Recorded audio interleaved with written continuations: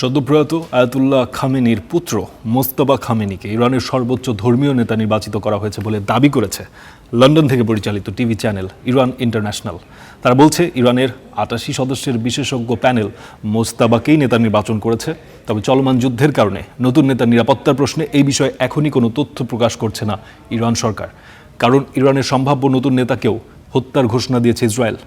এদিকে Al Jazeera বলছে সর্বোচ্চ নেতার তালিকায় ন্যাশনাল সিকিউরিটি কাউন্সিলের প্রধান আলী লারিজানির নামও রয়েছে। তবে সরকারের আনুষ্ঠানিক কোনো পদে না থাকলেও রাজনীতিতে ব্যাপক প্রভাব রয়েছে খামেনির পুত্র মোজতবা খামেনির।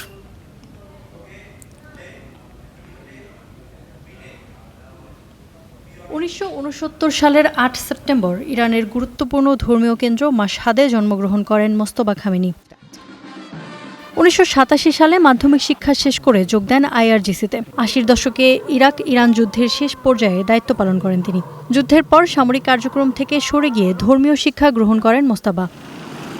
৯০-এর দশকের শেষ দিকে তিনি কোমের হাউজায় শিয়া ইসলামের প্রখ্যাত রক্ষণশীল আলেমদের অধীনে পড়াশোনা করেন। পরে সেখানে শিক্ষকতাও করেন। অর্জন করেন ধর্মীয় শিক্ষার সর্বোচ্চ স্তর আয়াতুল্লাহ উপাধি। একবিংশ শতাব্দীর শুরুতে আইআরজিসির পাশাপাশি ইরানের শীর্ষ ধর্মীয় নেতাদের সঙ্গেও তার যোগাযোগ গড়ে ওঠে। সর্বোচ্চ নেতার কার্যালয়ে সক্রিয় ভূমিকা রাখার পাশাপাশি প্রভাবশালী ব্যক্তিদের সাথে গড়ে তোলেন ব্যক্তিগত নেটওয়ার্ক, যা তাকে তার বাবা খামেনির পক্ষে এক গুরুত্বপূর্ণ মধ্যস্থতাকারী হিসেবে প্রতিষ্ঠিত করে। ২০০৫ সালের প্রেসিডেন্ট নির্বাচনের পর মোজতবা খামেনির প্রতি আগ্রহী হয়ে ওঠেন ইরানি জনগণ। সেই নির্বাচনে অচেনা রক্ষণশীল প্রার্থী মাহমুদ আহমাদিনেজাদ হয়ে ওঠেন শক্ত প্রতিদ্বন্দ্বী, যার অন্তরালে ভূমিকা ছিল মোজতবার।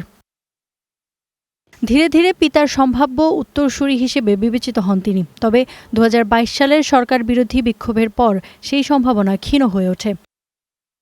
ইরানের রাজনীতিতে এত প্রভাব থাকলেও বাবা খামেনির সরকারে মোজতবার আনুষ্ঠানিক কোনো পদ নেই। জনসমক্ষেও আসেন খুব কম। বর্তমানে তার কার্যক্রম সম্পর্কেও বেশি কিছু জানা যায় না। Iffat Khandakar, star news.